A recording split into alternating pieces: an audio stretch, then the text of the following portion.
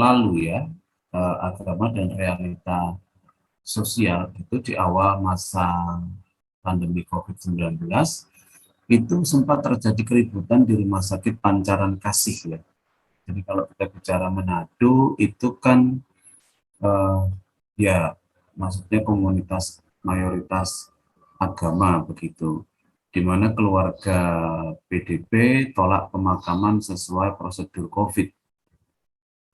Lalu ada juga mengatakan bahwa usulan rapid test untuk 5.000 ulama disebut eh, modus begitu. Kenapa nggak semua tokoh agama? Namun undang-undang mengaku sejumlah kiai ponpes besar di Jabar menolak rapid test, meski berharap tidak muncul kiai yang positif corona, ya macam-macam ya. Sementara Dirjen Kemenak Kamarudin Amin hilangkan COVID-19 tidak cukup saintifik, juga harus dibantu doa.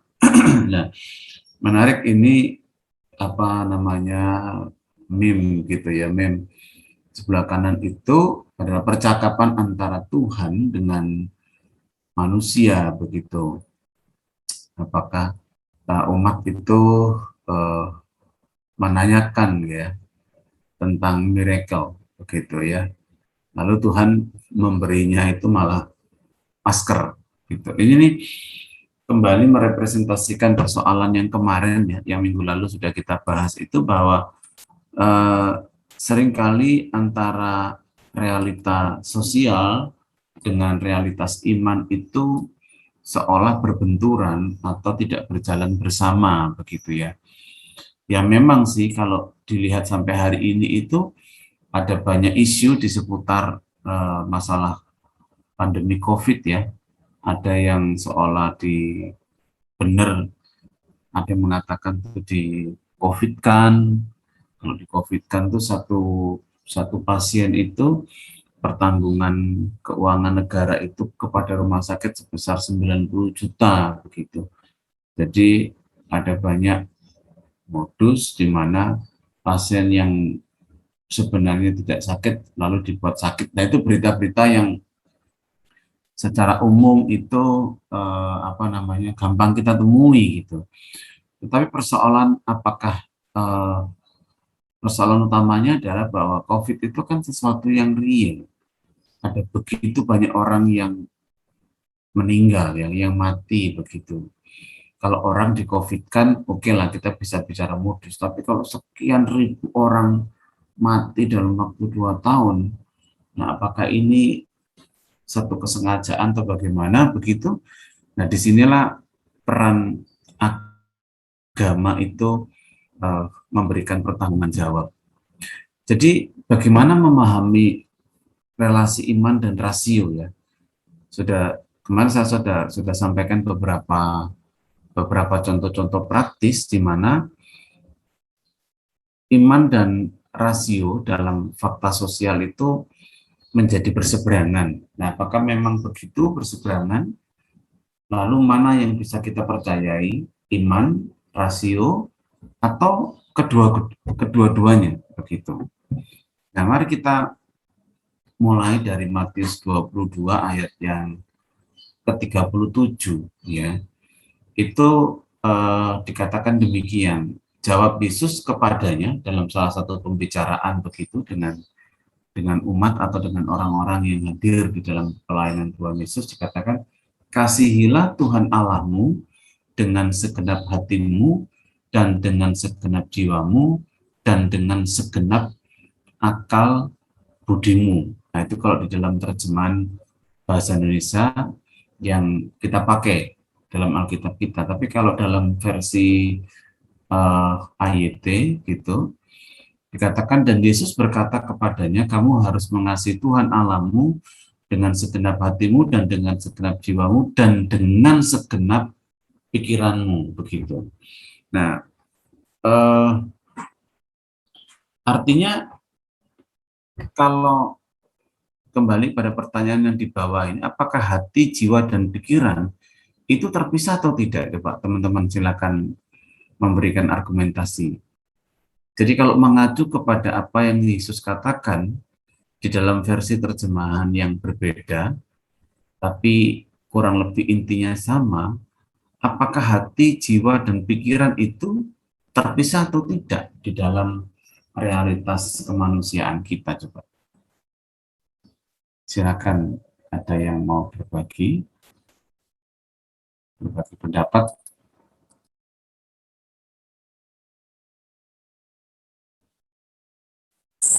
Saya Pak, Ya, silakan. saya bisa menjawab. Kadang hati, jiwa, dan pikiran itu terkadang terpisah, juga terkadang ada nyambungnya. Satu contoh, jika terpisah itu kadang hati kita berkata iya, tetapi pikiran kita berkata tidak. Jadi jiwa kita juga tidak melakukannya, Pak. Kadang-kadang. Oke, menurut Nicholas Ardi bahwa dalam persoalan tertentu sepertinya bersama-sama, tetapi dalam kasus yang lain itu hati, jiwa, dan pikiran itu bisa berbeda. Hati ngomong apa, pikiran ngomong apa, begitu ya. Iya, Terima Pak. kasih, Nicholas Ardi. Ada yang memberikan contoh lain?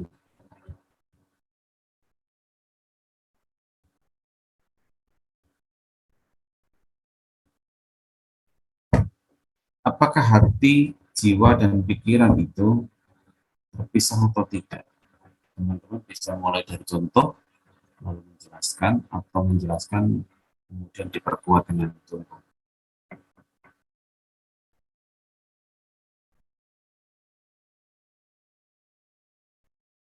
Sebagai sebuah pengalaman, ketiganya itu menjadi satu, terpadu, atau terpisah.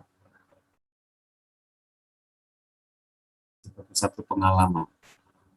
Misalnya, pengalaman kedukaan. Kamu kan pernah mengalami, atau setidaknya ada keluarga besar yang mengalaminya, atau tetangga, begitu. Nah, dalam situasi kedukaan semacam itu, di mana ke posisi hati, jiwa, dan pikiran sebagai respon kepada pengalaman itu, cepat.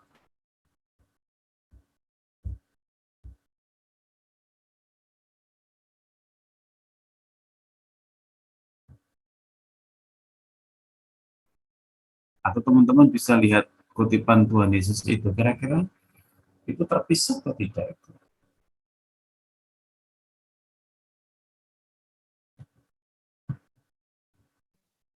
Kalau menurut Ya, maaf, ya kalau silakan.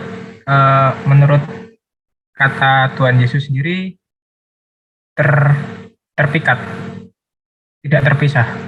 Tidak terpisah. Iya. Oke. Tapi ya kayak katanya Nicholas tadi, terkadang bisa terpisah dalam suatu kondisi. Kadang hati berkata apa, tapi pikiran berbeda. Oke. Ya, satu orang lagi misalnya.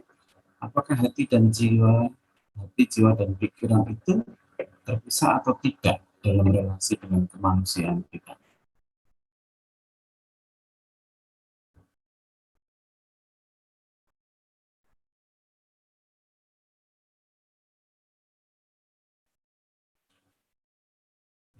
Ya, teman-teman kalau melihat jawaban Yesus ya, ketika mengatakan bahwa kasihilah Tuhan Allahmu dengan segenap hatimu, dengan segenap jiwamu, dan dengan segenap akal budi atau pikiran, itu kan dikatakan kepada Yesus katakan kepada pendengarnya, kepada manusia, begitu kan, kepada orang-orang yang hadir, atau juga bisa menjadi perkataan yang ditujukan kepada kita. Nah, jadi dengan kata lain, kalau kita melihat gambar yang ada di sebelah kanan, manusia itu ya. Jadi kalau kita bicara soal Nicholas gitu. Nah, Nicholas itu adalah Nicholas yang punya hati, punya jiwa, dan punya pikiran. Jadi kita tidak bisa mengatakan bahwa oh Nicholas itu hatinya saja. Ya, jiwa itu biasanya dikaitkan, orang mengatakan juga bila apa roh. Kalau hati itu kan bicara tentang hati nurani, suara hati ya. Jadi kalau kita diam seperti kita sedang ngobrol dengan diri kita sendiri, gampangannya itu adalah hati atau hati nurani. Jiwa itu pneuma atau roh yang menghidupkan. Sementara pikiran itu ya pada waktu kita megang kepala kita berpikir, saya kok berpikir begini ya, nah itu logika begitu. Nah, ketiga-tiganya itu memang benar tadi bahwa seringkali apa kata hati dan apa kata pikiran itu sepertinya bertentangan. Tetapi ketiga-tiganya itu menjadi satu bagian yang terpadu. Jadi ketika Allah itu mengatakan kasihilah Tuhan Allahmu, itu berarti kita diminta untuk mengasihi Allah itu secara hati nurani yang selaras dengan jiwa. Yesus berkata kepada perempuan yang di pinggir perigi itu, Allah itu roh, maka barang siapa harus menyembah Allah harus menyembahnya di dalam roh dan kebenaran gitu. Dan dengan segenap pikiran gitu. Diri kita, keseluruhan kita. Ya intinya ini bicara tentang konsentrasi. Ada orang yang memberi tapi tidak didasari oleh kasih. Tapi kalau orang yang punya rasa kasih, dia akan selalu memberi. Itu beda ya. Jadi meskipun mungkin banyak sosialita itu berbagi-bagi itu dalam tayangan-tayangan di YouTube misalnya ya. Nah, masalahnya adalah apakah itu dilakukan dari hati atau sebetulnya karena mengejar konten, mengejar profit. Nah, kan kita tidak iso ngarani, gitu kan. Tapi pasti ada toh orang yang misalnya begini, eh, ketika siapa itu namanya, yang Jerome, ya Jerome Pauline itu si jabat itu ketika ditanya apa yang poin penting apa yang dia pikirkan di dalam konten YouTube, ya, dia bilang bahwa saya juga harus memberi karena kalau dari viewer subscriber itu YouTuber bisa mendapatkan uang, tapi saya nggak mau begitu. Saya mau juga memberikan edukasi, memberi gitu. Dengan kata lain bahwa tidak semua orang yang membuat konten di media sosial itu betul-betul mengasihi sesamanya. Ya dia melakukan hal-hal yang aneh hanya ingin mendapatkan apa namanya like gitu, subscribe, lalu keuntungan itu dia terima, tetapi dia tidak membagikan edukasi yang baik. Nah, sama halnya dengan itu ketika kita diminta untuk mengasihi Allah itu ya mengasihi secara hati, ya memang tulus, benar, sesuai, selaras, di dalam pikiran juga begitu, lalu di dalam tindakan. Jadi ketiga hal ini itu mendorong tindakan. Tidak ada orang yang ngomong begini, Pak, saya tuh mengasihi Tuhan, Pak, hati saya, Pak. Pikiranmu mengasihi Tuhan, Pak. Terus Tuhan bilang tuh kepada anak muda yang kaya raya dan yang berlari-lari. Yesus bilang bahwa ya sudah kalau gitu jualah segala milikmu lalu ikutlah aku. Dia nggak mau melakukan itu. Artinya bahwa mengasihi Tuhan, beriman itu tidak bisa dilepaskan dari pertanggungjawaban secara rasional gitu. Jadi kita perlu mengasihi Allah itu ya seluruhnya gitu. Oke, ya bentar ada yang tanya ini. Khawatir saya. Oke, itu ya. Oke, itu. Nah sekarang konkretnya begini. Jadi kalau kalau mengacu kepada Kejadian pasal 1 ya, di mana Allah menciptakan segala sesuatu itu dari hari pertama sampai hari terakhir. Lalu Ibrani pasal 1 gitu. Jadi kalau kita bicara tentang iman dan rasio, nah itu begini. Perhatikan gambar ini. Jadi Allah itu adalah the supreme being. Jadi pribadi yang mengatasi segala sesuatu, lebih tinggi daripada segala keberadaan kita. Nah, pertanyaannya adalah manusia yang bisa mengerti Allah atau Allah yang bisa mengerti manusia? Coba, kalau mana yang paling mungkin?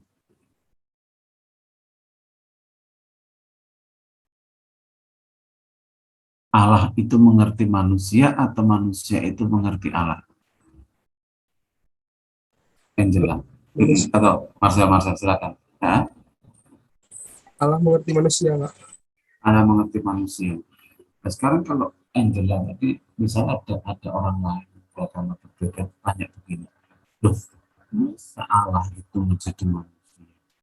Masa dia itu mati? Katanya dia Allah. Dan bagaimana kita menjelaskan itu? Dikaitkan dengan jawaban dari temanmu tadi.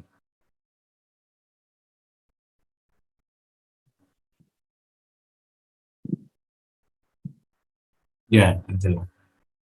Tadi suaranya nggak kedengeran, Pak. Boleh diulangi? Yang saya atau yang Yang tadi? Bapak, yang Oke. Bapak. Ya. Jadi kalau ada orang bertanya begini, kalau di agamamu itu Yesus itu Allah bukan? Jawabanmu apa? Yesus Allah. Oke, Yesus Allah. Loh, masa Allah itu seperti manusia, makan, berjalan, tidur. Buktinya dia bisa mati. Masa itu Allah? Masa Allah bisa mati? Jawabanmu apa?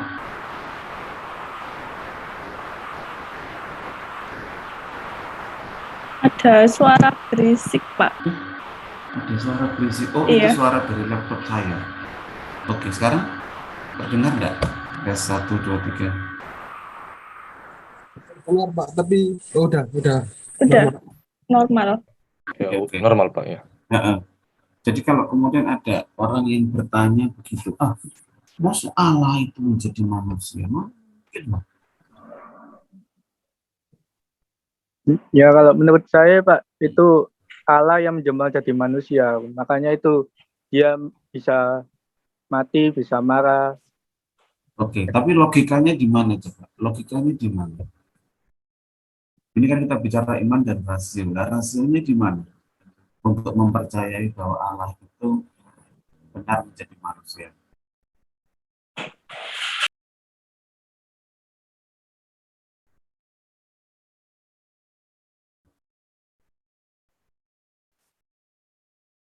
Kalau di gereja Katolik itu ada sekolah minggu enggak? Ada toh? Oke, siapa yang pernah ngajar sekolah minggu?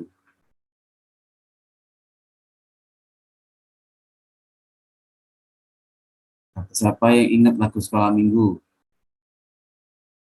Oh, wah, ini rupanya nggak pernah ke sekolah minggu. Coba sebutkan salah satu lagu sekolah minggu. Nggak ada yang tahu semua. Dari terbit matahari. Coba lagu TV. Dari terbit matahari sampai Oke. pada masuknya. Terus, Biarlah nama Tuhan dipuji. oke. Nah, dulu waktu kamu diajarkan lagu itu, cara nyanyinya bagaimana? Artinya nyanyi saja atau dengan gerak-gerak dan lagu? Bukan gerakan, Pak. Gerakan toh, kan begini-begini dan begitu toh. Nah, sekarang misalnya di depan kelas begitu, di depan kelas, terus Nikolas berkata, Nikolas, kamu sekarang ujian nyanyi, ini misalnya SMA ya, kemarin SMA gitu, ujian nyanyi. Nah, kamu nyanyi, terus Nikolas tuh nyanyi lagu dari terbit matahari sambil gerak sambil goyang gitu. Kira-kira apa pendapat teman-teman tentang Nikolas yang memilih lagu itu dengan gerakannya? Coba. Atau Nikolas sendiri, misalnya melihat diri sendiri waktu nyanyi lagu itu bagaimana? Mungkin akan ditertawakan, Pak. Kenapa kok ditertawakan? Karena lagunya terdengar asing bagi mereka. Oke, kalau itu misalnya kamu di sekolah Kristen misalnya, yang tidak asing dengan lagu itu, kira-kira Mungkin akan ditertawakan atau bernyanyi tidak? juga, Pak. Kenapa? Mungkin bahkan ikut bernyanyi juga, Pak. Bahkan ikut bernyanyi. Oke. Menghibur, Pak. Menghibur. Tapi kerasa aneh apa enggak? Geli apa enggak rasanya? Kok suruh nyanyi kok lagu itu begitu. Iya sih, Pak. Oke, artinya begini teman-teman. lagu-lagu yang kamu nyanyikan waktu sekolah minggu, ya. Apa, misalnya kasih Yesus fruit manis dan indah, misalnya gitu kan, atau lagu yang tadi itu dari terbit matahari, itu kan lagu anak-anak, diajarkan dengan cara anak-anak, diajarkan dengan cara gerak, goyang gitu. Karena memang itu yang paling mengerti, bisa dipahami oleh anak-anak gitu. Jadi kalau seorang guru masuk di TK, lagu yang diajarkan tuh lagunya Glenn Fredly, Mendung Tanpa Udan, begitu kan ya. Loh, ini ya nggak nyucuk, anak-anak nggak paham, nggak ngerti, gitu kan. Jadi kalau dalam contoh pendidikan, maka guru itu menceritakan alam semesta melalui lagu dengan kata-kata yang bisa dimengerti oleh anak-anak. Jadi gurunya ikut nyanyi, gurunya ikut gerak, gurunya seperti anak kecil, begini. Jadi yang paling mungkin kalau anak kecil itu bisa ngerti, itu karena gurunya mau menjadi seperti anak kecil. Kalau kamu lihat orang dewasa ketemu bayi, waktu ketemu bayi itu kira-kira ngomongnya gini enggak? Anaknya siapa nih ya? Lucu ya, gemes gitu. Atau gini, Dek, namamu siapa? Alamatmu di mana? Ada KTP-nya apa enggak? Itu bapakmu sopo? Kan enggak mungkin. Jadi kita yang bertanya ketika ketemu dengan anak kecil, itu kita seolah-olah seperti anak kecil. Sudah makan belum? Gitu. Sudah mama belum? Gitu. Jadi kita ini yang menjadi seperti anak kecil, supaya anak kecil itu mengerti bahasa kita. Nah sekarang kalau manusia itu berhadapan dengan Allah yang sempurna, ya nggak mungkin lah manusia itu bisa seperti Allah. Untuk ngomong dengan Allah, nggak mungkin. Nggak mungkin lah anak-anak sekolah minggu kita, anak-anak kecil itu terus waktu ditanyai, lagi didorong di troli, ditanya orang dewasa, siapa namamu? Dia bisa jawab, menyebutkan alamat dengan lengkap, RT RW gitu. Nama bapaknya, tanggal lahirnya, kan nggak mungkin. Jadi anak kecil, anak bayi, nggak mungkin menjadi orang dewasa. Tetapi orang dewasa itu bisa bersikap seperti seorang anak, seperti bayi, supaya bayi itu ngerti. Jadi ketika Allah itu berhubungan dengan manusia, ya tidak mungkin manusia itu bisa mengerti Allah. Karena Allah itu mengerti manusia, maka yang paling mungkin adalah Allah menjadi seperti manusia. Atau Allah menjadi manusia. Gitu. Logikanya gitu, sederhana. Kalau manusia menjadi baik, diampuni dosanya, itu sulit. Ya, kalau Allah kemudian tidak menjadi manusia, mengampuni lebih dulu, sehingga manusia bisa meyakini pengampunan Tuhan. Logikanya begitu. Ya, toh? Dalam contoh-contoh sederhana begitu. Kamu cerita ke anak-anak sekolah minggu, ke adik-adik kecilmu lah yang masih balita itu. Kamu kasih novel berat gitu. Dia tidak ngerti, belum tentu bisa baca, tidak tertarik, tidak ada minat gitu. Maka kita ini yang harus memilih bacaan yang sederhana, bacaan yang ringan, untuk diceritakan kepada adik-adik. Sama seperti itu, maka yang paling mungkin adalah Allah itu menjadi manusia. Nah, bagaimana sebelum Allah menjadi manusia itu Allah memberikan WK gitu ya. Nah ini, nah kita bicara tentang hakikat Allah ya, antara iman dan rasio dulu. Jadi apa yang membedakan antara konsep Allah sebagai Bapa dengan keyakinan-keyakinan yang lain? Jadi hakikat identitas gitu. Identitas dari Allah itu pribadi. Pribadi itu sama seperti kamu dan saya adalah pribadi. Punya kehendak, punya rasa, punya emosi, punya memori gitu. Bisa do something. Nah, itu pribadi. Jadi Allah kita itu adalah Allah yang pribadi, bukan sekadar roh gitu ya. Bukan gitu. Kalau roh itu kan eh, tidak berbentuk, tidak dibatasi oleh ruang dan waktu. Nah, kalau Allah adalah roh, artinya itu tidak dibatasi oleh ruang dan waktu. Pribadi begitu. Pribadi itu berarti ya Allah bisa marah, Allah bisa senang, tertawa, begitu, dan Allah bisa melakukan sesuatu berdasarkan apa yang dia mau, gitu. Itu hakikat Allah. Nah, suci itu berarti ya memang tidak ada perkara-perkara yang tidak baik di dalam diri Allah. Sebentar, saya izin untuk minum dulu ya.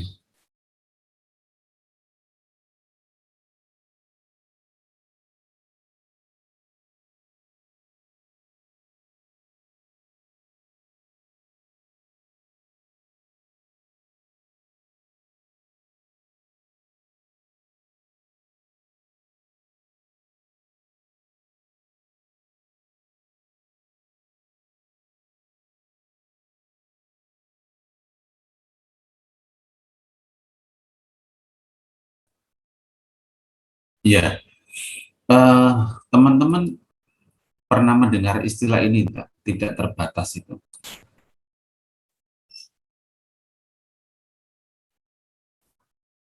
Saya jelaskan tiga istilah yang dibawa ya. Jadi pribadi hakikat Allah itu adalah omnipresence. Omni itu kan segala, ya, omnivora, segala gitu kan. Kalau presence itu kehadiran. Jadi Allah itu omnipresent itu berarti kan penjelasan saya, karena itu harus dikatakan kalian sendiri. Omnipresent itu berarti tidak ada ruang dan waktu yang membatasi kehadiran Allah. Dimanapun Allah hadir. Kata kuncinya kan gitu, omni segala, present itu adalah kehadiran. Jadi Allah itu sepenuhnya hadir di dalam realitasnya kepada manusia. Nah, sekarang pertanyaan saya kepada Yoga, ya, apakah di Tunjungan Plaza itu Allah hadir?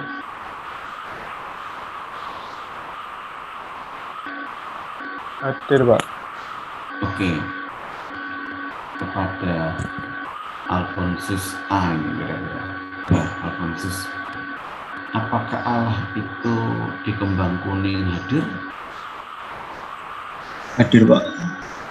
Hadir, seluruhnya hadir. Oke. Kalau begitu, apakah Allah hadir di WC umum? Hadir, Pak. Kepada Yohanes Mahardika, apakah Allah ada di lokalisasi? Allah tidak terikat ruang dan waktu, Pak. Jadi hadir di semua tempat. Oke, ya, itu omnipresence. Jadi kalau saya membawa pena begini, ya, Allah hadir di mana? Di dalam ini, pena ini atau di luar pena? Terlalu kecil ya, bayangkan ya. Inilah, ya, aromaterapi, self care. Jadi kalau saya membawa ini, Allah hadirnya di mana? Allah hadir di luar kardus ini atau di dalam kardus? Kepada Yuda Mahardika. Ya, di dalam dan di luar, Pak. Karena seperti yang dijelaskan tadi, tidak ada batasan ruang untuk dan waktu, Pak. Jadi bisa di luar, bisa di dalam. Oke ya, teman-teman. Jadi omnipresence itu berarti Allah menembusi menembusi ruang dan waktu. Jadi Allah itu secara penuh hadir bagi kedua orang tuamu yang mungkin berada di luar kota, tapi Allah pun juga hadir secara penuh kepada kita yang hari ini. Jadi kalau misalnya ada orang bertanya, misalnya di Surabaya, bukan Surabaya, di Zoom ini itu ada tujuh makhluk hidup, dan 7 orang percaya itu disertai Allah. Pertanyaannya, apakah kemudian Allah itu ada 7 orang, ada 7 pribadi? Di Surabaya ada 1000 orang Kristen, dan Allah menyertai 1000 itu. Apakah berarti Allah menjadi 1000?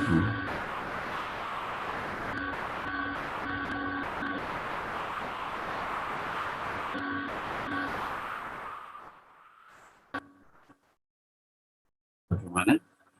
Jadi kalau di Surabaya ada 1000 orang Kristen, Allah menyertai, lalu apakah Allah berarti menjadi 1000 bagi semua orang percaya?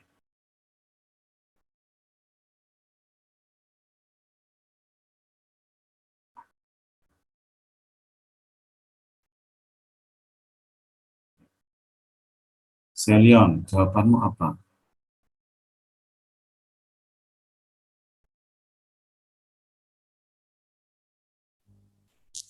Menurut saya sih enggak ya. Enggak, karena Ya tetap satu, tapi tahu segalanya gitu. Allah tetap satu karena dia tidak dibatasi oleh ruang dan waktu, menembusi segala keberadaan. Yang kedua adalah omniscience, ya, maha tahu, ya. Nah, pertanyaan saya kepada Andreas Kaisar, apakah Allah itu, apakah Allah perlu tahu, apakah Allah perlu belajar sesuatu untuk menjadi tahu? Tidak, Pak, karena dia sudah maha tahu. Oke, kalau demikian, apakah Allah juga tahu apa yang akan terjadi di depan? Iya, Ya. Jadi di dalam kemahatauan Allah, apakah ada hal-hal yang Allah tidak tahu?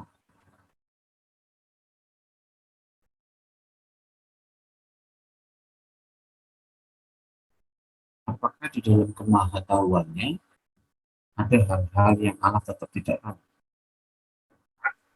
Tidak ada, Pak. Oke, tidak ada, Pak. betul.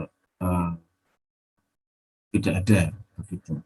Nah, teman-teman, sebetulnya dua hakikat ini tuh menolong kita untuk memahami Allah di dalam pergumulan hidup kita, gitu. Bahwa Allah tidak pernah meninggalkan, dan Allah itu tahu. Nah, omnipotensi berarti Allah maha kuasa. Ya.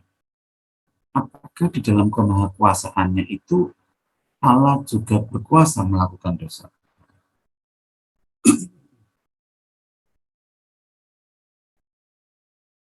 Omnipotensi berarti tidak ada yang tidak bisa dikerjakan oleh Allah. Segala sesuatu sanggup Allah kerjakan. Apakah kesanggupan itu juga termasuk kesanggupan untuk berbuat dosa?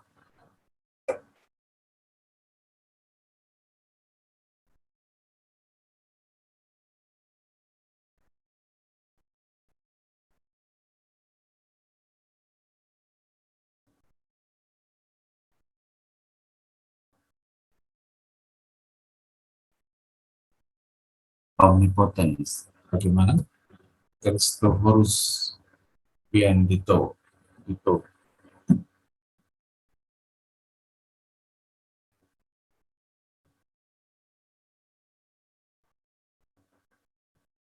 Apakah di dalam penjelasannya gimana?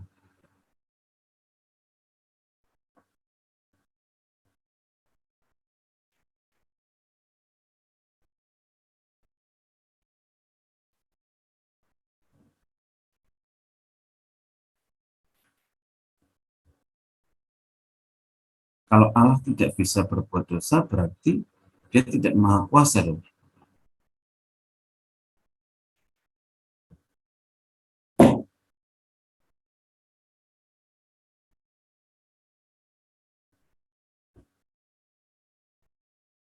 Bagaimana itu?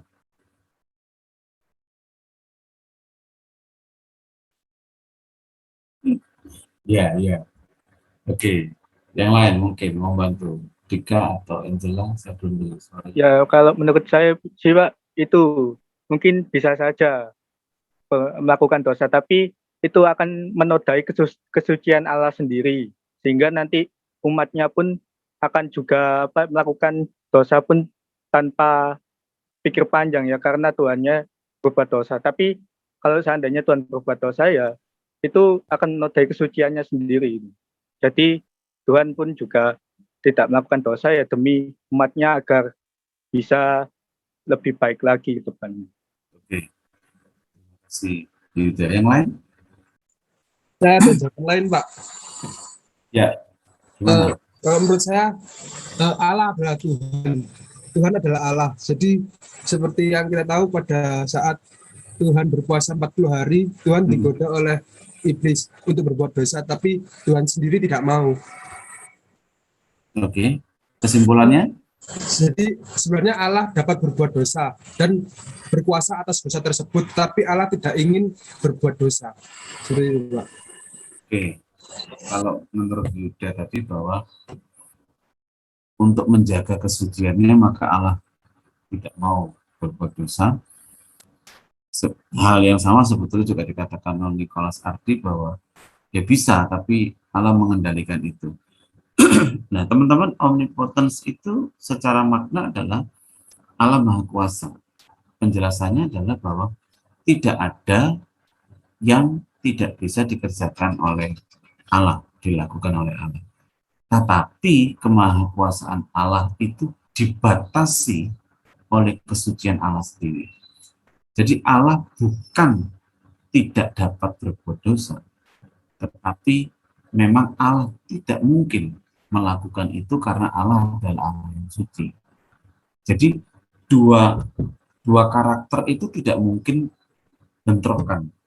Satu bicara tentang kesucian Allah, maka kesucian Allah ini menjaga bahwa kehadiran Dia, kemahatauan Dia, seluruh kekuasaan Dia itu adalah kekuasaan di dalam kesucian, kemahatauan di dalam kesucian, kehadiran di dalam kesucian. Jadi bukan tidak bisa, bukan Allah tidak mau, tetapi memang itu tidak mungkin karena Allah itu suci adanya. Penjelasannya begitu ya. Jadi karena Allah itu suci, maka kemahakuasaannya suci kepada hal-hal yang suci. Kemahatauannya pun suci adanya, kehadirannya pun secara penuh itu juga bicara tentang hal-hal yang suci begitu. Nah, itu tiga hakikat Allah terkait dengan omnipresent, omniscient, dan omnipotence. Nah, apa yang dimaksud dengan tidak terbatas? Nah, tidak terbatas itu artinya ya Allah tidak bisa dibatasi oleh apapun. Karena kan Allah Maha Kuasa. Kalau Allah bisa dibatasi oleh sesuatu sekecil apapun atau sebesar apapun, maka dia tidak Maha Kuasa. Misalnya begini, yang seringkali ditanyakan itu, Allah itu bisa tidak menciptakan batu besar? Bisa. Lalu Allah bisa tidak menciptakan batu besar sebesar-besarnya sampai Allah tidak bisa mengangkat batu? Angel. Allah bisa tidak menciptakan batu yang sangat besar sampai kemudian tidak bisa mengangkat batu itu? Bisa. Bisa, Pak. Penjelasannya? Tapi tetap bisa diangkat karena Bisa ini bisa yang mana tadi jawabannya? Bisa tidak diangkat atau bisa diangkat? Atau bisa menciptakan? bisa menciptakannya. sebesar-besarnya, terus ya, terus soal atau mengangkat Allah kan? punya kendali untuk bisa mengangkatnya ataupun tidak, seperti itu. Oke, oke. Yang lain tadi seperti ada yang mau berbicara.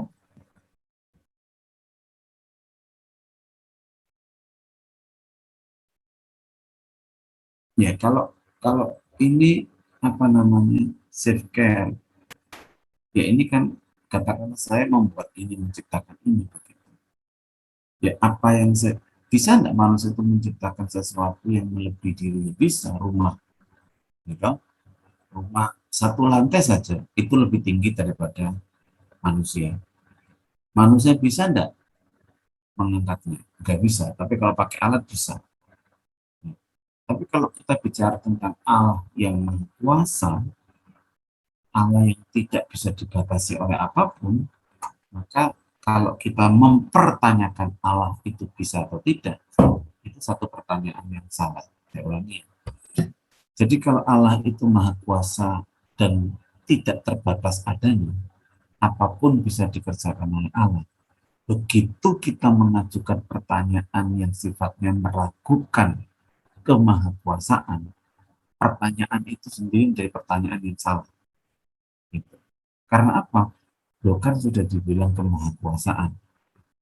Kemahakuasaan itu berarti segala sesuatu tidak ada yang lebih tinggi daripada dirinya sendiri. Tidak ada tindakan yang lebih sempurna dibandingkan tindakan Allah sendiri. Begitu. Jadi kemahasuciannya itu membatasi seluruh potensi Allah, seluruh potensi di dalam diri Allah. Jadi apa yang Allah pikirkan, apa yang Allah rasa, apa yang Allah lakukan, semuanya itu menjadi satu kebenaran karena Allah adalah sumber dari kebenaran itu sendiri. Nah, kalau independen sebetulnya prinsipnya sama gitu, bahwa Allah itu tidak bisa dibatasi oleh apapun juga, ya, oleh apapun juga gitu. Allah itu bebas, Allah itu tidak bisa dirayu, Allah itu tidak bisa ternyuh, artinya terus dipengaruhi oleh ini ya, oleh apa keinginan kita tuh enggak bisa begitu. Ini teman-teman, ini waktunya itu tinggal 4 menit ya. Saya tadi itu keliru setting, pilihannya itu hanya 1 jam. Saya tadi juga bingung kok apa namanya settingnya itu kok pilihannya 1 jam, 1 minggu, 1 bulan. Mungkin ya betul ya, harusnya milih 1 minggu ya, supaya nanti kan kita stop kan bisa. Oke, ini mending kita keluar dulu. Saya pakai yang free. Nanti saya akan sambung share linknya ya teman-teman ya. Jadi masuk lumayan kalau kita 40 menit. Oke, kita pisah dulu.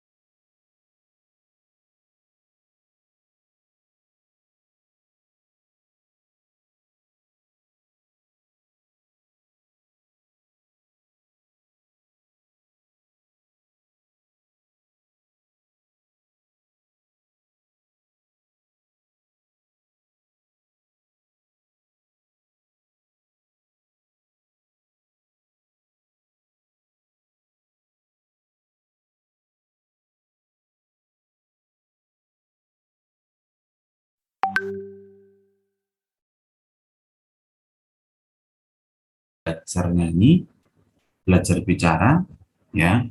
Apakah anak kecil itu kemudian utuk-utuk gitu jalan ke tempat kursusan minta diajari nyanyi? Kan nggak mungkin. Maka yang paling mungkin adalah ada orang dewasa. Cara mengajarnya itu seperti anak-anak, selamat pagi adik-adik, gitu kan. Mari kita berdiri, kita gerakkan tangan. Jadi orang dewasa yang pernah menjadi anak-anak itu akan mengajarkan, meniru gayanya anak-anak dengan logat, bahkan terkadang dipelat-pelatin gitu ya. Belum makan ya, aduh gantengnya, cantiknya gitu. Supaya anak-anak tuh ngerti, mudeng gitu. Nah, itu antara orang dewasa dengan anak-anak. Nah, ini kan lebih daripada itu. Wong anak-anak saja butuh orang dewasa yang perlu bicara seperti anak-anak, baru dia ngerti. Misalnya kita menjelaskan, adik-adik Allah itu the supreme being. Dia tidak ngerti gitu. Bahasa itu kita perlu atur juga. Allah itu mengasihi kamu, misalnya gitu ya. Allah itu besar gitu. Jadi selalu menggunakan peragaan. Itu antara kakak dengan adik, antara guru dengan murid kecilnya gitu. Nah, ini masalah Allah. Jadi tidak mungkin manusia itu bisa mengenal Allah lebih dulu kalau Allah itu tidak menjadi manusia. Nah, tadi kita sudah belajar. Allah itu maha kuasa. Allah itu mungkin yang kedua bisa dikatakan begini kepada mereka yang meragukan. Yang menciptakan alam semesta itu siapa? Dia jadi Allah. Masa Allah itu menciptakan segala sesuatu bisa, lalu menjadikan dirinya seperti manusia? Di dalam Filipi itu Allah tidak bisa. Sejauh itu tidak bertentangan dengan karakter Allah yang maha suci, apapun Allah bisa kerjakan dalam realitas hidup kita. Ya. Nah, oke, sorry, ada suara bunyi-bunyi, ini saya harus matikan dulu ya.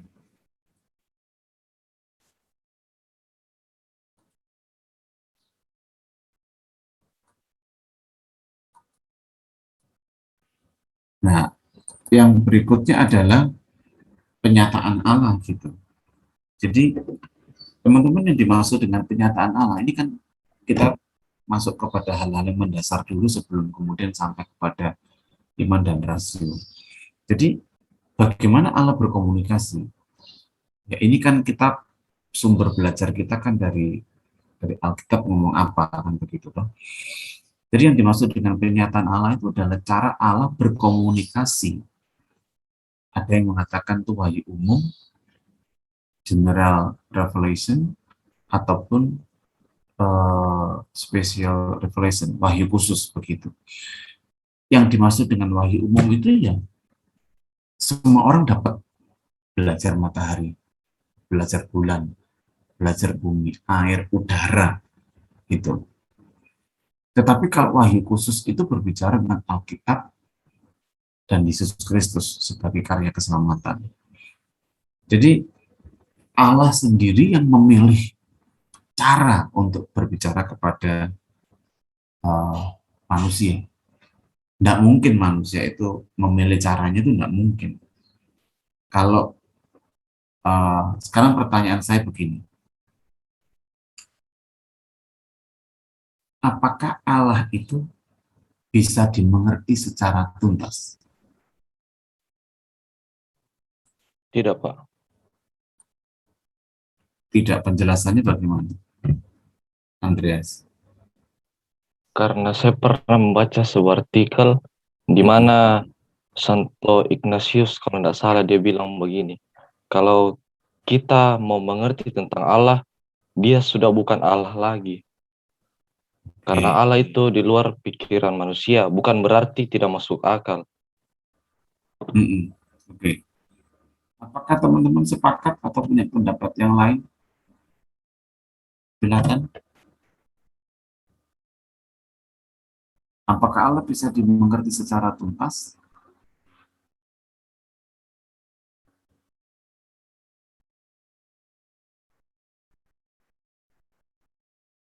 Karena ini menjadi bagian dari pergumulan rasio ya. Seringkali orang kan menuntut, wah kok nggak bisa dimengerti. Itu berarti perlu kita tolak. Itu tidak logis, tidak rasionalis.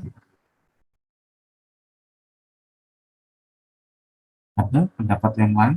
Apakah Allah itu bisa dapat dimengerti secara tuntas? Teman-teman, ini HP ya. HP. Oh, sorry, saya belum nyalakan. Ya, ini HP. Ini HP merek apa, seri apa, speknya seperti apa, itu kita bisa lihat.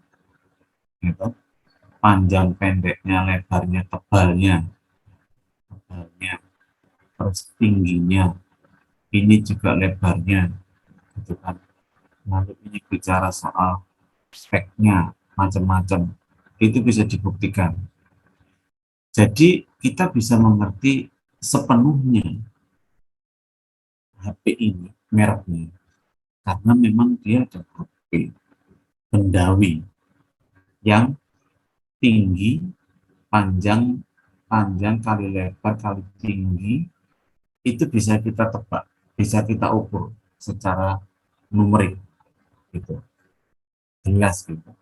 Nah, tapi kalau kemudian Allah itu diperlakukan dengan pendekatan yang seperti itu, maka apa yang kita yakini bahwa Allah itu bisa kita mengerti secara tuntas, sesungguhnya itu bukan Allah, itu menjadi benda. Gitu. Jadi kita yang terbatas itu tidak mungkin mengerti secara tuntas Allah yang tidak. Ya. Loh Pak, pertanyaan kedua begini. Loh kalau nanti kita masuk surga, apakah kita juga bisa mengerti, tidak bisa mengerti Allah secara tuntas? Coba sekarang dilanjutkan pertanyaan itu.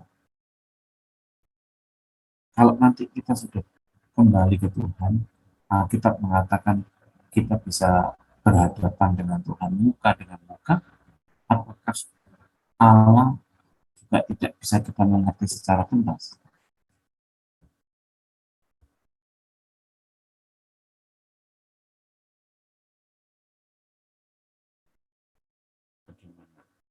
Gitu.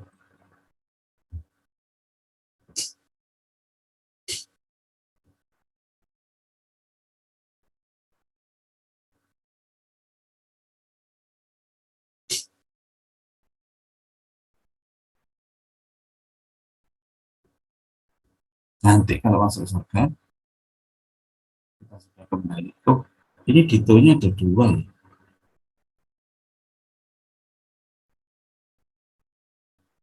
Alfonsus A dalam kurung Dito dengan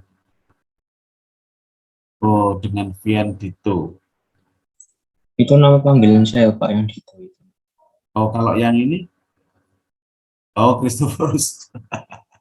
Saya tadi itu sebetulnya, saya tadi itu melihatnya ke Christophorus. Waktu saya panggil Dito kok dia nggak jawab begitu. Ya, kedua-duanya lah, baik apa namanya, Dito dan Christophorus.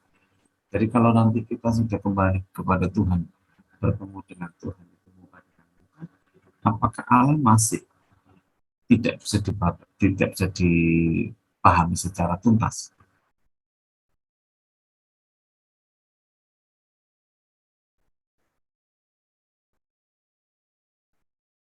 Bagaimana sebabnya?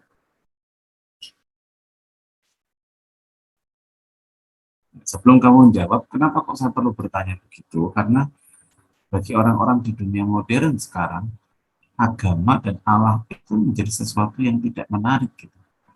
Karena apa yang di luar pemikiran mereka, itu mereka tolak, mereka tidak percaya. Gitu. Nah, sekarang kembali kepada Tito dan Christophorus. Nah, kalau nanti kita sudah kembali ke surga, apakah Allah itu bisa dimengerti secara tuntas?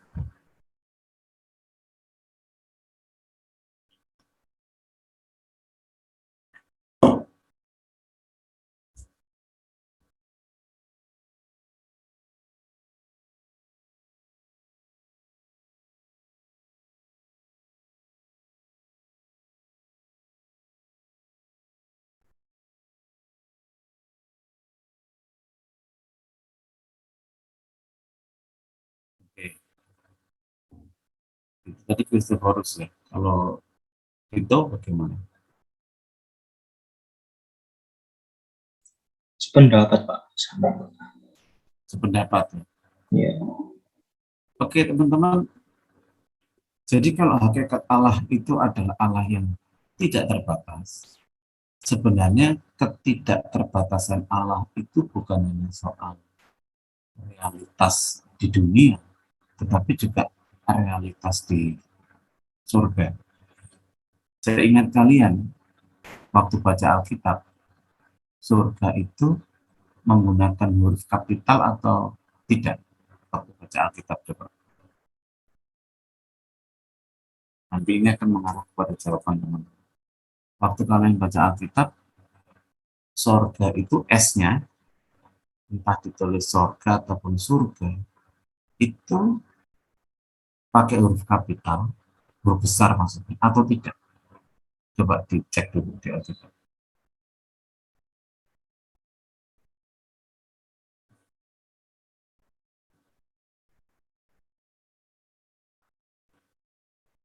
Ketik aja di Google misalnya. Kita surga di Alkitab gitu. S-nya itu hurufnya apa? Huruf besar atau huruf kecil?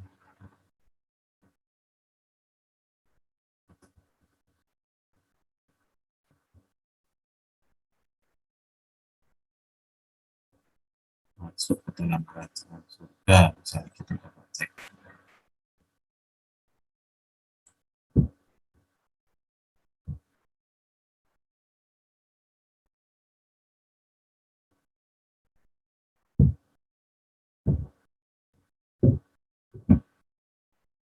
Ada yang sudah temu?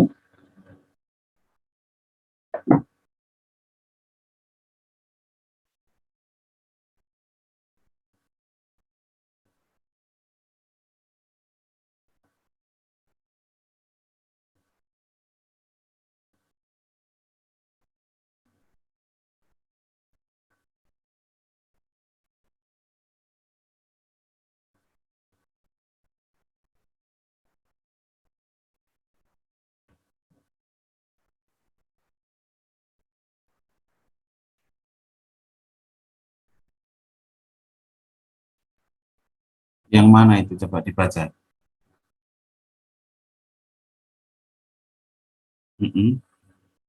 Ya.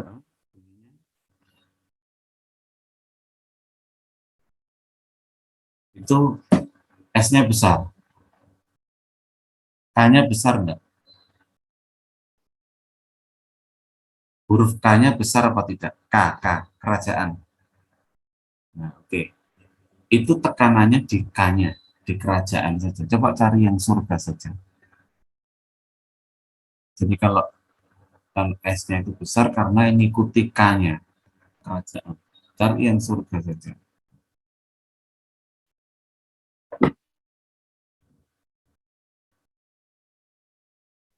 Saya nemu Hmm? ya dari Yohanes 6 ayat 51, Pak. Ya, dibaca, silakan. Akulah roti hidup yang telah turun dari surga. Jikalau seorang makan dari roti ini, ia akan hidup selama-lamanya. Dan roti yang kuberikan itu ialah dagingku, yang akan kuberikan untuk hidup dunia. S-nya besar apa kecil? Kecil, Pak. Oke.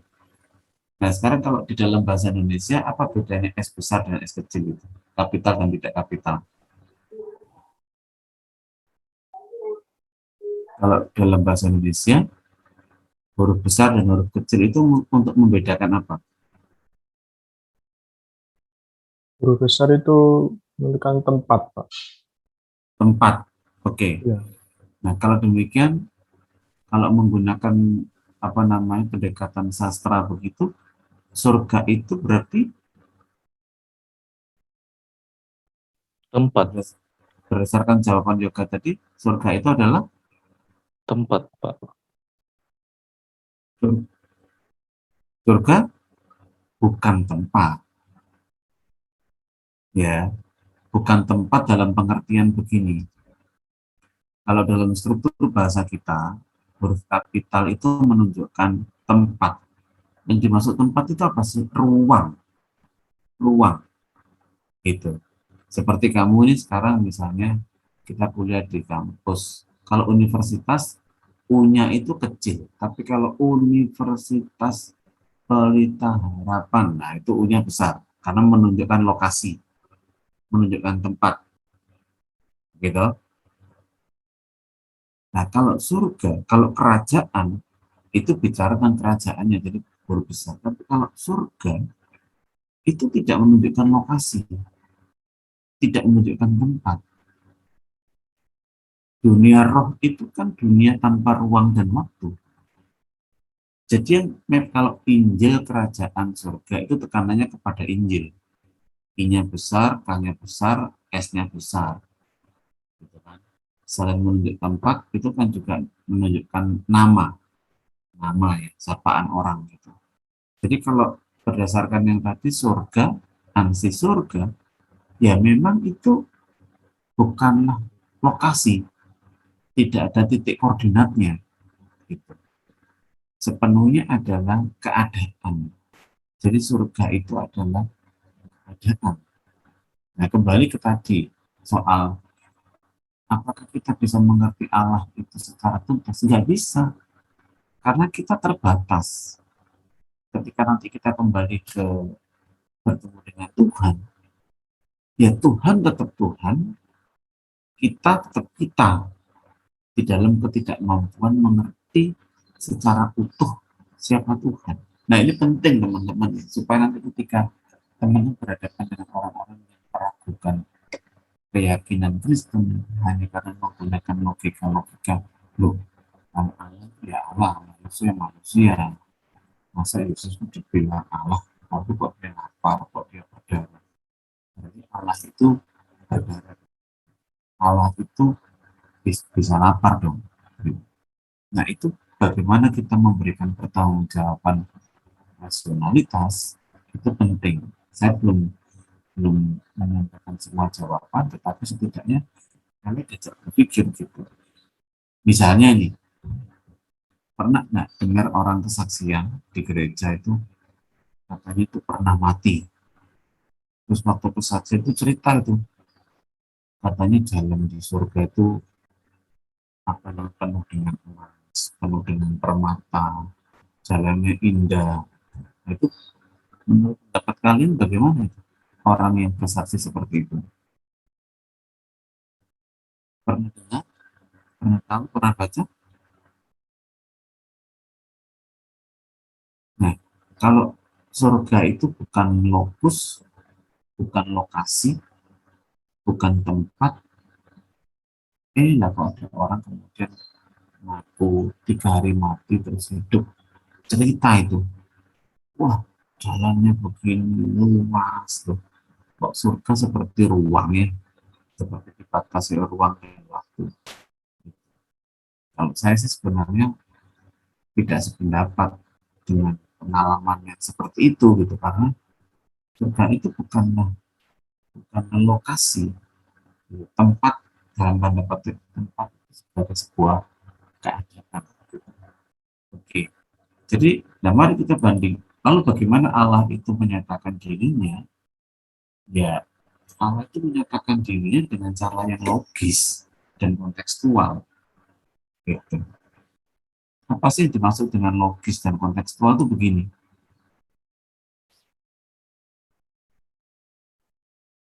Misalnya saya tanya kepada Leon, kalau di Alkitab Yesus itu dilahirkan oleh Leon. Yesus itu dilahirkan oleh, halo, Leon bisa dengar? Tes 1, 2, 3. Leon bisa dengar? Dengar, Pak? Oke. Kalau di Alkitab Yesus itu dilahirkan oleh Maria. Iya. Oke. Nah, sekarang pertanyaan saya adalah, bisa enggak Allah itu mengizinkan Yesus itu keluar dari ketepuk pisang?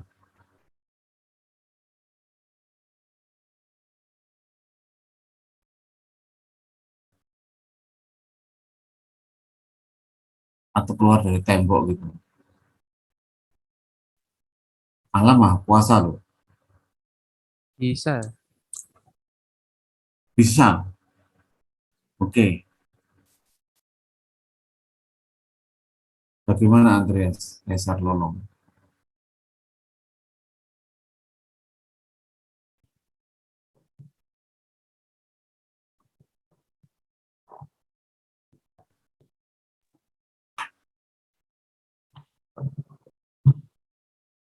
Gimana Andreas mau bicara?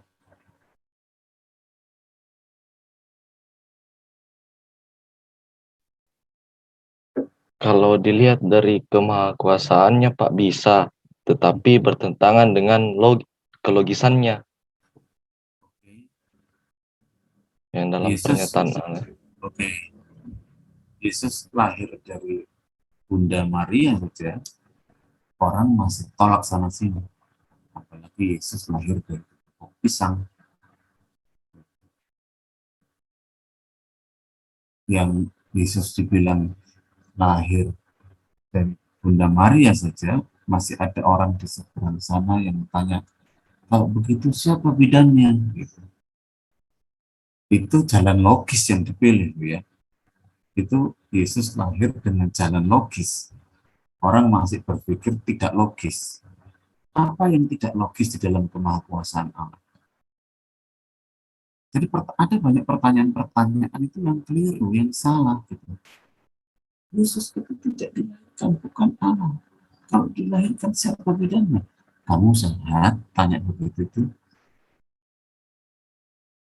Ada orang berpikir dikagumi, dipikir argumentasi-argumentasi yang diajukan itu logis.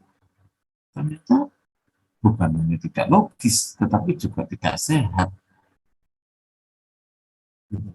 Nah, tapi sekalipun Allah itu di dalam kemahakuasaannya, Allah juga tidak sembarang begitu ketika memilih bagaimana cara Allah menjawab begitu.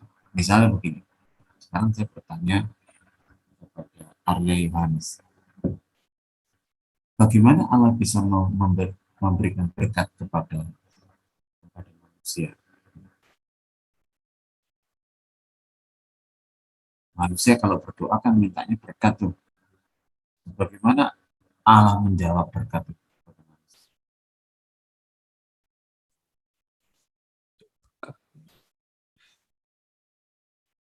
Dengan apa?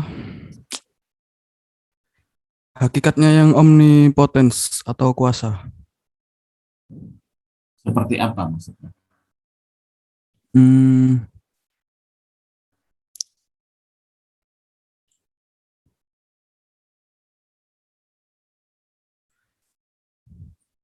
Manusia biasanya mengharapkan suatu mukjizat. Lalu ketika dia buka pintu, di depan pintu dia sudah segerbok uang sekarung begitu. Enggak juga. Enggak juga. Dengan caranya sendiri. Dengan caranya sendiri. Menurut cara Allah sendiri seperti. Menurut cara Allah sendiri itu seperti apa?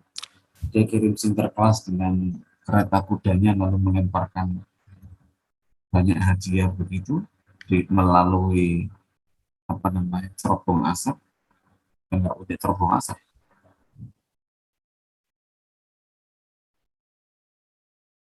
Ayo coba. Bagaimana Allah itu bekerja secara logis?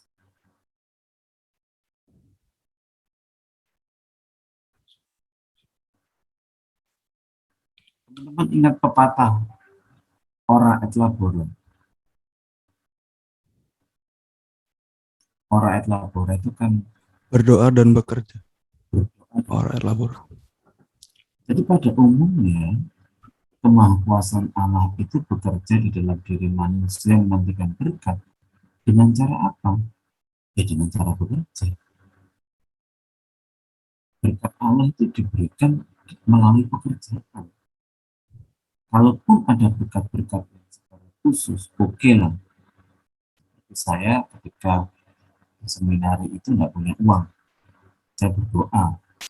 Saya nggak cerita ke siapa-siapa. Seingat saya nggak tinggal ke siapa-siapa. Ketika pulang dari gereja, di meja saya sudah ada uang dengan tulisannya untuk minggu. Saya nggak hubungi siapa-siapa. Saya nggak minta siapa-siapa. Gitu. Tapi kan pada akhirnya Allah itu memakai orang lain, memakai keadaan untuk menolong kita. Pernah nggak kamu itu berdoa terus, Tuhan, saya ini minta berkat, terus seperti ada yang menjawab. Begitu kamu lihat Tuhan bilang ciluk bak, gitu, terus dikasih duitnya gitu. Kan enggak gitu. Enggak. Ya. Allah mengingatkan kita tentang tanggung jawab di dalam kehidupan supaya kita bisa mendapatkan berkat ketika kita melakukannya. Nah, itu yang dimaksud bahwa Allah itu bekerja secara logis, secara kontekstual. Nah, contoh lagi nih misalnya. Perjanjian lama itu ditulis pakai bahasa apa coba? Ada yang tahu? Perjanjian lama ditulis menggunakan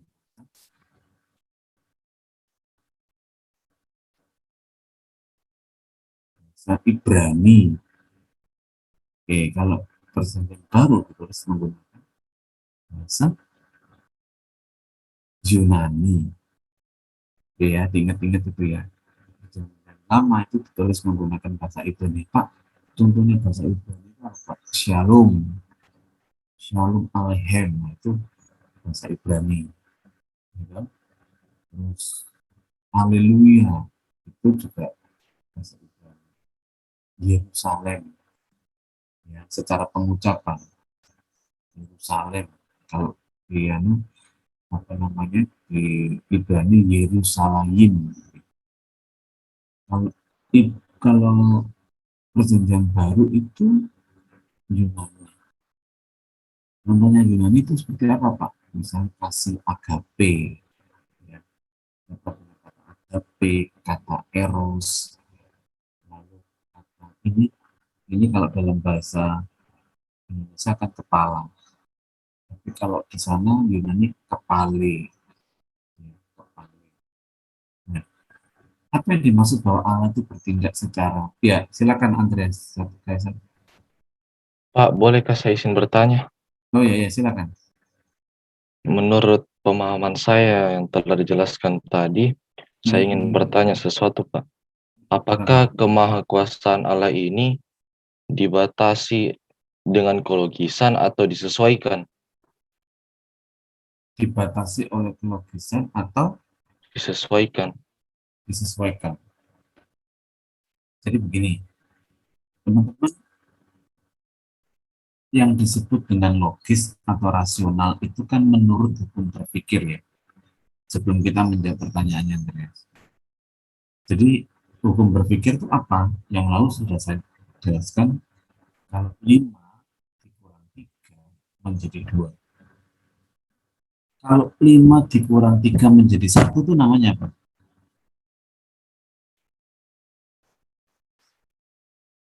Namanya irasional. Gitu? Namanya itu irasional. 5 dikurangi 3 mestinya 2 kok menjadi 1. Yang 1 di mana? Itu kan irasional. Sekarang misalnya kalau kita ini punya mesin waktu, lalu kita kirim Andreas Kaisar ini ke zaman Majapahit lah, atau terlalu jauh lah ya, terlalu jauh. Di zaman Orde Lama gitu. Lalu kita menghubungi kabar, kita ngomong ke Andreas, bagaimana kabar Jakarta di Orde Lama nih, kita kasih kirim kamu di tahun 65 ini ya, ketika terjadi pembunuhan para jenderal itu. Andreas itu waktu terima HP kita itu di tengah kerumunan banyak orang. Kira-kira nih, apa yang orang akan pikirkan tentang Andreas? Yang bicaranya pakai Bluetooth yang ditaruh di telinga, tidak kelihatan HP-nya, pakai Bluetooth di telinga atau di baju. Kira-kira apa yang orang pikir tentang Andreas?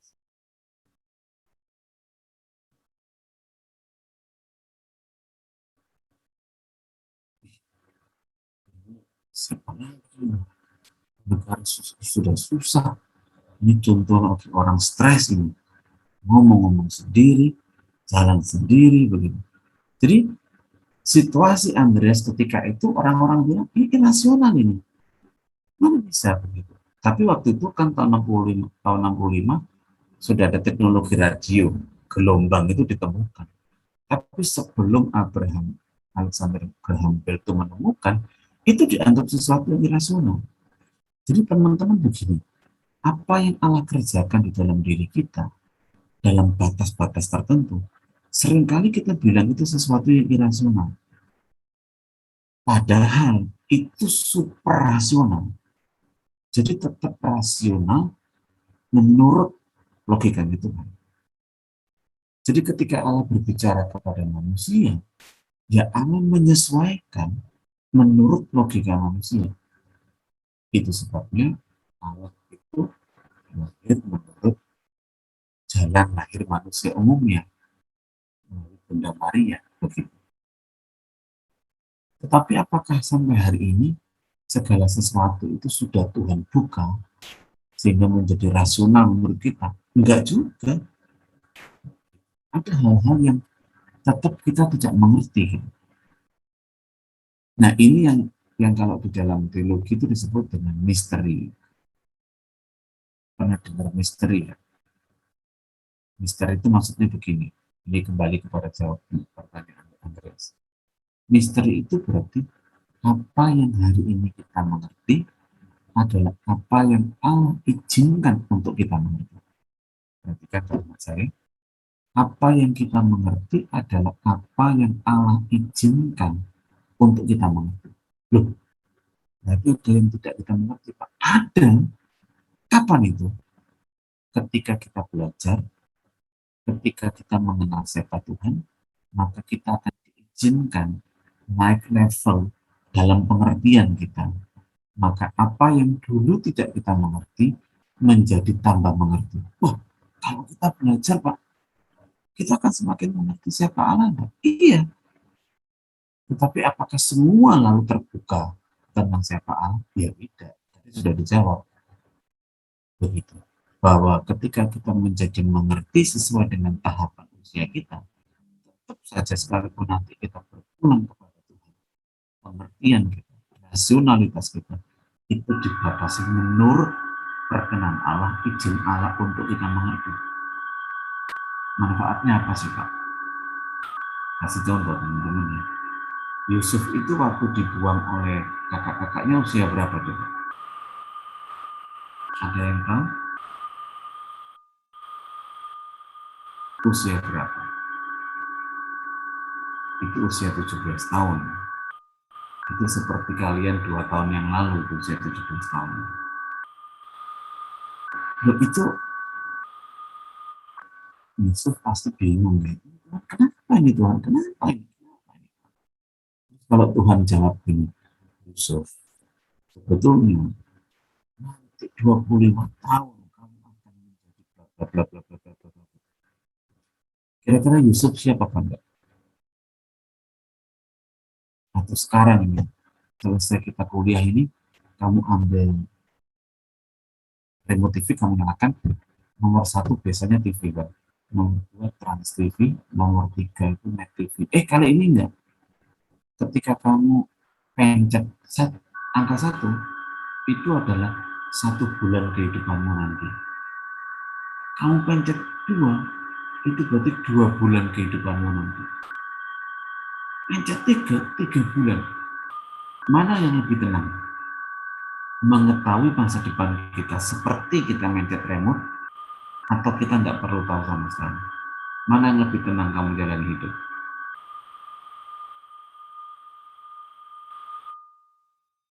Coba. Apa kamu nggak panik gitu, nggak hektik gitu? Pulang kuliah terus, wah, kamu bulan depan ngapain? Wah, aku mau jalan-jalan ke Jogja lah. Pulang dari ngobrol, mencet TV-nya, 1 bulan lagi didapati kita kecelakaan. Kecelakaannya masih 1 bulan lagi. Tapi bingungnya sudah mulai hari ini gitu. Kita nggak tenang itu sudah. Nah, seringkali kita kan juga begitu, Tuhan kasih buka, Tuhan punya jalan untuk kasih buka supaya kita mengerti. Kita maunya begitu. Terus Tuhan bilang, oke, buka sudah. Apakah tenang itu? Nggak tenang. Jadi sebetulnya Tuhan bekerja pada batas-batas tertentu. Tuhan itu bekerja sesuai dengan logika kita. Tetapi ada hal-hal tertentu yang bagi kita tidak ngerti. Minggu lalu sudah kasih penjelasan itu kan. Kita yang salah, tapi Tuhan yang disalib. Itu logikanya siapa yang dipakai? Itu logikanya Tuhan. Kalau logikanya manusia, siapa punya salah, dia yang harus dihukum. Begitu, Andreas. Kaisarnya. Iya, terima kasih banyak, Pak. Oke. Jadi, kembali ke soal bahasa tadi. Jadi ketika Allah itu memang menyapa orang Israel, ya masa dia pakai bahasa Indonesia, ya pasti bahasa lokal lah. Itu sebabnya di kita tidak ada keharusan untuk menghafalkan teks-teks asli gitu. Kamu doanya doa bahasa Indonesia, nggak diharuskan doa dalam bahasa Ibrani dan Yunani gitu. Jadi kalau Allah itu menyapa orang Jawa ya dia menyapanya pakai bahasa Jawa gitu. Nah ini menarik Pak. Itu sebabnya kita pun tidak dituntut menguasai bahasa Ibrani, bahasa Yunani. Kita tidak ngomong saja, Allah mengerti kok, Allah maha tahu kok. Jadi kita tidak pernah menerapkan adanya bahasa suci dalam liturgi kita. Kalaupun mereka itu sesekali menggunakan bahasa Latin, ya nggak soal gitu. Tapi kita tidak diminta keharusan mengucapkan itu di dalam liturgi. Atau kalau di dalam liturgi seringkali ditulis Santo Benedictus begitu, ya itu sebagai bahasa liturgi saja. Dimana kita harus menyanyikan atau apa begitu. Fortum masih dipakai istilah fortum dan salam. Ya, tapi tidak perlu tidak menjadi keharusan, itu kan bahasa. Jadi Allah itu menyapa kita sesuai dengan konteksnya. Ya, bagi orang Kristen yang di Arab sana ya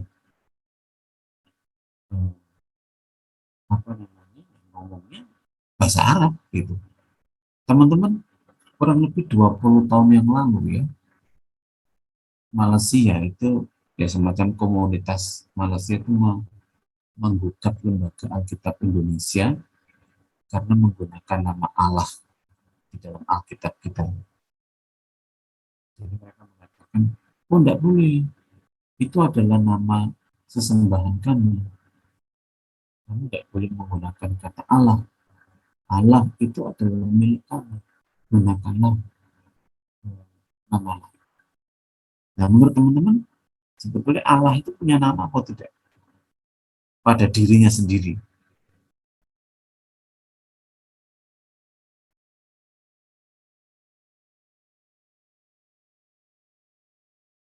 Kalau orang Hindu, orang Buddha itu kan mengenalnya kan Sang Yang Widi.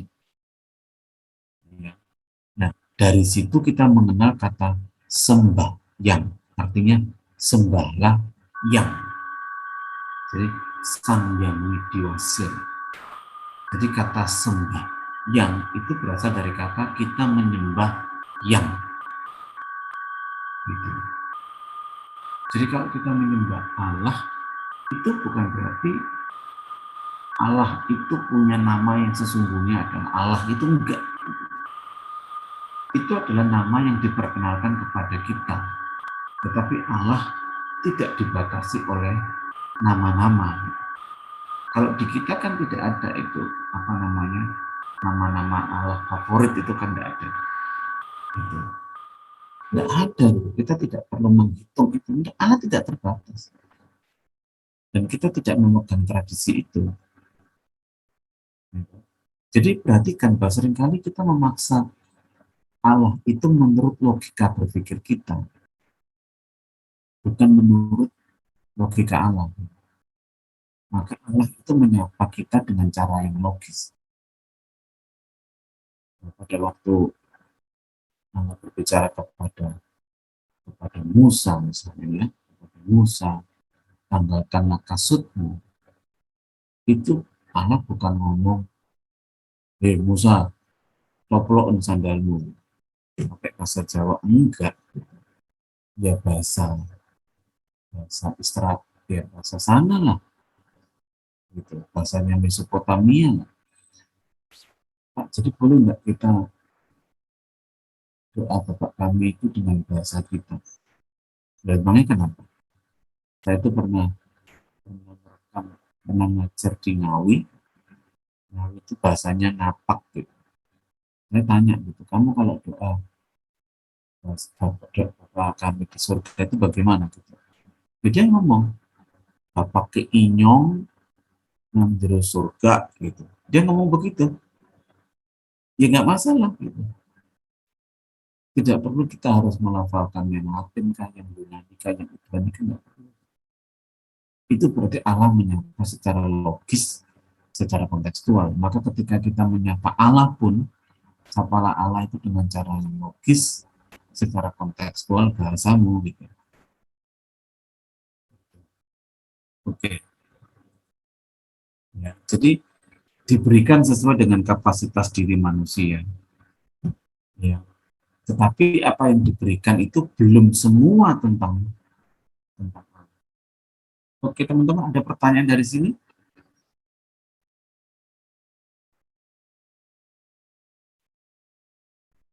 Ini jelas ya. Oke. Saya berhenti sampai di sini dulu supaya kamu paham. Begitu kita pelan-pelan saja paham dan tidak kelaparan. Ya, apa yang saya minta? Lalu saya akan berdoa ya. Oke. Ya, Mahardika masih bisa berdoa? Iya Pak, Masih. apa Pak? Bukan Yohanes, bukan Yuda. Saya. Ya, Yohanes. Oke, Yohanes pimpin dalam doa ya. Ya, teman-teman, mari kita berdoa dalam nama Bapa dan Putra dan Roh Kudus. Amin. Tuhan Yesus, terima kasih atas pernyataan-Mu pada hari ini. Kami telah berkumpul di Zoom ini bersama Pak Minggus dalam pelajaran mata kuliah pendidikan agama. Tuhan Yesus, berkatilah ilmu ini supaya dapat bermanfaat dalam kehidupan kami, kini, sekarang, dan nanti.